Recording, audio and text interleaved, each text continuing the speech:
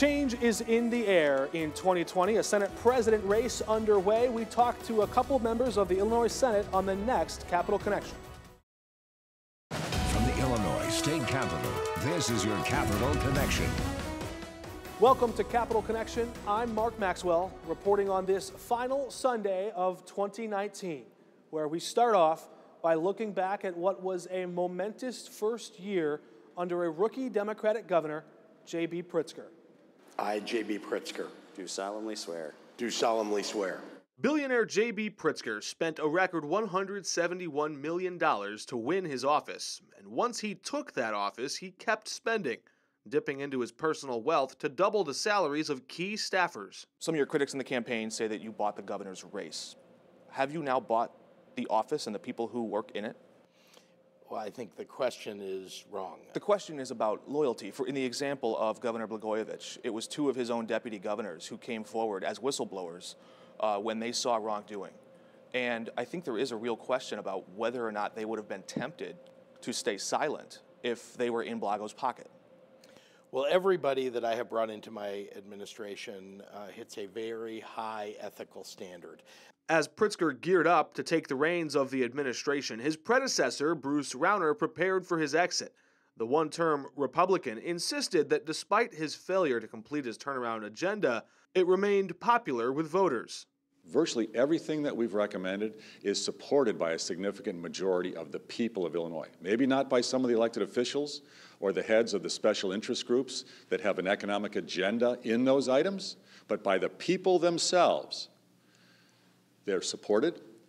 As Rauner left, his arch rival, House Speaker Michael Madigan, gloated. Over the last 4 years, why all of us as members of the legislature have been involved in an epic struggle with the executive department. And Governor Pritzker promised a reset. We lost 4 valuable years because of an ideological battle. That stops now. And Pritzker set his sights squarely on his biggest campaign promise, a progressive income tax. A fair tax will change the arc of Illinois' finances forever. Governor J.B. Pritzker's first budget proposal banks heavily on his campaign promise to pass a progressive income tax. But that remains at least 2 years away, and it's no guarantee. Until then, this proposed budget serves as a bridge to a stable fiscal future. The new governor also promoted popular ideas that enjoy broad support in both parties. This budget also includes the legalization and taxation of sports betting. And he didn't wait to take big leaps in economic policy, passing a $15 minimum wage a little over a month after he was sworn in. It's been 9 long years since workers got a raise, and even 9 years ago that raise amounted to 25 cents. Governor J.B. Pritzker declared a historic political victory just 33 days into office, signing a bill to gradually raise the minimum wage up to $15 an hour, reaching that peak in 2025. The nation's war on drugs discriminated against people of color. What we're presenting here is nothing short of historic. Some of the loudest critics of legalization came from within Pritzker's own party. You know you can buy 30 grams now. At 6 o'clock, you go back 7 o'clock, buy another 30 grams. Tomorrow, you can buy another 30 grams. Come on. They're creating a whole new world of drug dealers. We need to ensure that it's not a small group of people getting very rich. We want to make a lot of new business leaders in this state through this process. With a special focus on creating jobs and opportunity in minority communities, in part to repair the harms of history. The nation's war on drugs discriminated against people of color. Despite fairly equal usage rates, blacks are over 3.5 times more likely than whites to be arrested for cannabis. Today, we say no more. Within days of moving to legalize recreational marijuana, the Illinois House and Senate also passed the Reproductive Health Act, expanding access, funding, and legal protection for abortion in Illinois. Abortion bans don't ban abortion. They just endanger women. Governor J.B. Pritzker signed the Reproductive Health Act into law Wednesday morning, pushing the state farther left when others are moving right. Women's rights in Illinois do not hinge on the fate of Roe v. Wade or the whims of an increasingly conservative Supreme Court in Washington. And in Illinois, we guarantee as a fundamental right a woman's right to choose. Religious conservatives protested the controversial measure in the State House, in the streets, and in the courts. What happened today was the legalized killing of viable, preemie babies in utero. We have a viability standard in the law, and federal law with regard to abortion, latent pregnancy reigns supreme. So there is nothing in this law that will make that scenario possible. But the governor did find bipartisan support for a plan to raise $45 billion to fund infrastructure and construction projects. At press events in Chicago, in Rockford, and in Waukegan, Governor Pritzker marketed the potential of his $45 billion capital infrastructure plan. Frankly, it's all in the name, Rebuild Illinois. And it's all in the name of this plan, and that's Rebuild Illinois. Rebuild Illinois. In a state where bridges buckle and potholes abound, drivers are all too familiar with the steep cost of getting around. And as a result of the neglect, the people of Illinois have been paying an enormous price. Pritzker predicts if taxpayers don't pitch in more at the pump now, we'll wind up paying in other ways, like traffic jams and car repairs. The governor says the state can really use the extra tax money to repair what's broken and build what's needed. That does come with a price tag. Double the gas tax from 19 cents a gallon up to 38 cents. That money does go into a lockbox, too. Lawmakers only allowed to use it on transportation projects. Senate Republican leader Bill Brady floated the idea of raising the motor fuel tax early on in the 2019 legislative session, giving oxygen to an idea Senate Democrat Martin Sandoval had promoted for years. Listen, we're tired of the potholes, we're tired of the congestion, we're tired of our slow trains. One of the reasons I'll be voting yes is the constitutional amendment that ensures a lockbox, that these resources will go into that system and won't be swept into other programs as we've seen over the last several years. Listen, if you're going to use the roads, you should pay. If you're going to use the roads, you should pay your fair share. There's also this promise of a South Suburban airport. Are you supportive of this plan, and why is it necessary? Yes, I support that. House Republicans from that part of the state dissed a third Chicago airport as a waste of money. The state can't afford to build a third airport. The people in my district, which includes Peatone, are adamantly opposed to the airport there. They want to maintain their agricultural way of life. It is not something that the people of the area want at all. 3 months later, the FBI showed up at Senator Sandoval's offices in Springfield, Cicero, and his home in Chicago. Anything you can tell us about what you're doing here? Federal agents said very little to explain their raid at State Senator Martin Sandoval's home in Chicago, his district office in Cicero, and his State House office in Springfield. But what they held in their hands did most of the talking for them. FBI agents carried computers, hard drives, monitors, documents, and other evidence out in bags and hard containers. In our inauguration interview with Governor Pritzker, he suggested that raising the gas tax wasn't Senator Bill Brady's only idea. Where are you on raising the gas tax? Well, actually, Senator Brady proposed another idea that I think is a pretty good one, and that's, we might be able to expand gaming in the state and have that as one of the sources of revenue to pay for a capital bill.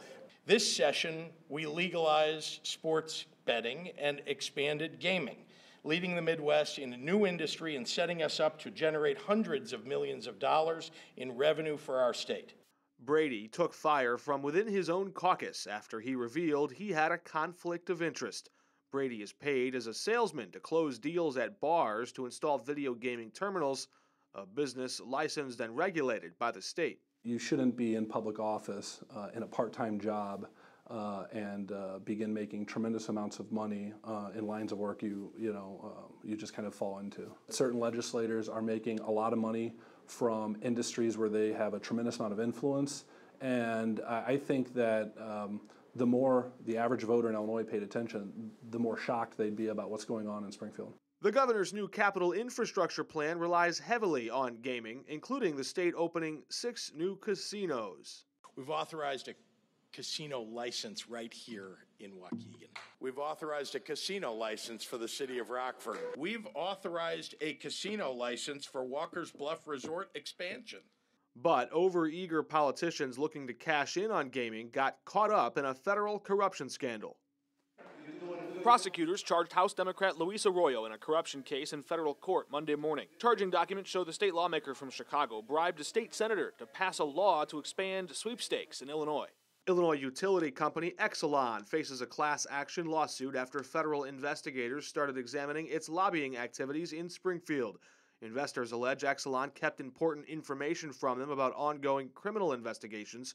In financial documents, Exelon admits the FBI and SEC filed subpoenas to seek information related to Senator Martin Sandoval and House Speaker Michael Madigan after several of Madigan's top aides landed lucrative lobbying jobs with the power company.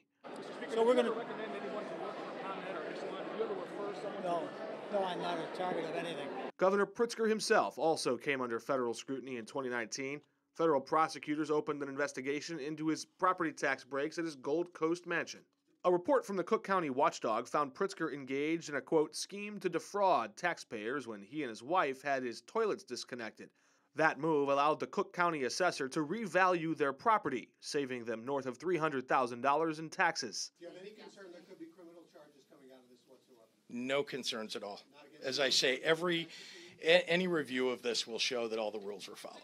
Fiscal conservatives hope the mounting ethical and criminal scandals in the state build up enough voter angst the public won't back Pritzker's progressive tax at the ballot box in 2020. Abolishing the state's flat tax so he could raise taxes on the rich was Pritzker's top campaign item. Lawmakers and the public got a look at the new proposed tax rates earlier this year.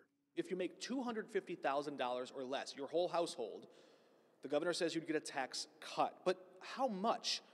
Barely any at all. It really amounts to about $5 a week for most people in Illinois. Governor, you promised the middle class and people striving to get their significant tax relief. This is the relief? $5 a week? Hundreds of dollars for many families across the state of Illinois is real relief. And remember, we're also accomplishing something incredibly important for the state, which is by stabilizing our state and the state's finances, we're giving people an opportunity to start businesses, to grow businesses, and for companies all over the world to choose to come to Illinois because they'll have certainty. When we come back, we talk to Democratic Senator Andy Manar about the biggest political battle on the horizon in 2020, the push for a progressive income tax.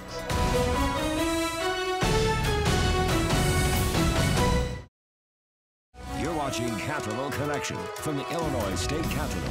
Welcome to Capital Connection. I'm Mark Maxwell. In the new year, Senate Democrats will elect a new president, and that fight is bringing several different candidates to the front as senators look to address a number of different issues in year two of Governor Pritzker's administration. So far, the two frontrunners are Senator Don Harmon, a Democrat from Oak Park, and Senate Majority Leader Kimberly Lightford, the Democrat from the southwest side of Chicago. Joining us now is an influential Senate Democrat, Andy Manar from Bunker Hill. Good to have you with us. Thanks for having me. You have voiced your support already for Senator and Senate Majority Leader Kim Lightford in her bid for Senate President. Why? I've known Kimberly for 20 years. Let's start right there.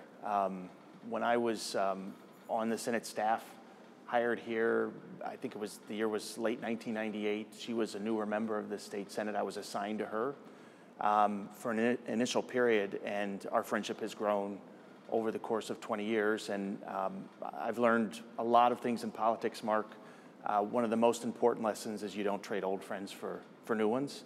So when she came to me and said that she was interested in running for the position, it took me all of about 5 seconds to decide that I was going to support her. It's a moment, I think, also that we have in the state Senate. We have the opportunity to elect our sitting majority leader, who is an African-American woman, to the position, a constitutional office of President of the Senate. She would be the first woman to hold the position. And I think she's in up Illinois for the test. history. Illinois history. Although that position has only been around since, I think, 1976 or something. Yeah, after the last Constitution. But clearly we have the opportunity to elect someone who I think can lead a diverse caucus in the right direction. And I have the utmost faith in her abilities, and that's why I'm supporting her. As a whole, Illinois' legislature is more gender diverse and I believe more racially diverse than it ever has been in our 200-plus year history. Yet, when it comes down to it, in crunch time, at the end of session, there are 5 people in a room making a decision. It's the governor, it's the minority leader in the House and Senate, 2 white men, and it is the Senate president and the House Speaker, currently 2 white men. Can that continue? You know, I guess it could continue. I think the question is, can the state Senate send us in a different direction than what you just articulated? And the answer is clearly yes, we can do that. This is an internal election, and it's one that doesn't happen too often. So the weight of this, I don't think, is being ignored by any one of my 39 other colleagues in our caucus. So injecting diversity and injecting diverse voices into that room when leadership meets and makes decisions, I think is a good thing. Just this month, Governor Pritzker put you on a commission that would not just be K through 12, but birth through 5, which is this early childhood phase where there's some programs, especially in downstate and rural parts of the state, that are getting not just a 5% increase in funding, but sometimes up to 20% in more funding there. Why is that? And I know Governor Pritzker cared a lot about that issue before he got elected, but why is that issue, how does early childhood education, I guess, benefit the society at large, or how does it benefit the child right now? Why is that beneficial in your view? Arguably, it's the in terms of return for investment in the state budget, it is one area that has the greatest, and some would argue, the greatest return on investment for one tax dollar, for example. Governor Pritzker has spent a good portion of his life advocating for early childhood, both through government investment and his own philanthropic investment, private investment. But in this case, we have an upside-down situation, much like K-12. We don't devote our resources to the places that need them the most. And, you know, Mark, when we had the multi-year debate on K through 12 funding, I often said that no child's fate should be determined the day that, or actually before the day they walked into their first kindergarten classroom.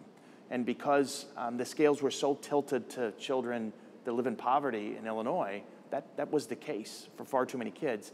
In reality, so much happens before that day that a child walks into a kindergarten classroom that prepares them for that moment. And that's what we're focused on. We want to make sure that every dollar we invest is a good dollar invested. And that's going to require a little more, but it's also going to require the assurance that we get the return on the investment and that resources go to the places that need them the most. There is a libertarian strain of thought, and there are some sort of libertarian voices who criticize what they perceive as a, quote, nanny state. I think it's sort of a pejorative term meant to deride the role of government in replacing or supplanting a parent in the home. How do you see that debate or that argument, and does early childhood education seek to supplement or replace or fill in a parenting void in some way? Because those are formative years, but sure. How do you see that issue? These are very personal times for parents with very young children, and the state is interacting with them in this way.